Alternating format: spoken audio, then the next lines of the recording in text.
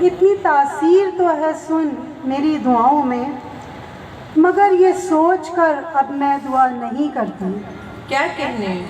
مگر یہ سوچ کر اب میں دعا نہیں کرتی، بہت ہی جھول ہے جانا تیری وفاؤں میں۔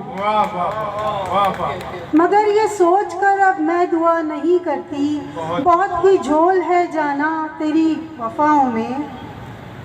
تو جب بھی گزرے تو یہ دل دھڑک سا جاتا تھا، تو جب بھی گزرے تو یہ دل دھڑک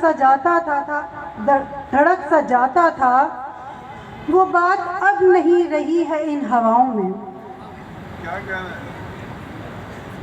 بہت برسی ہیں آنکھیں، بہت برسی ہیں یہ آنکھیں، مگر اب اور نہیں۔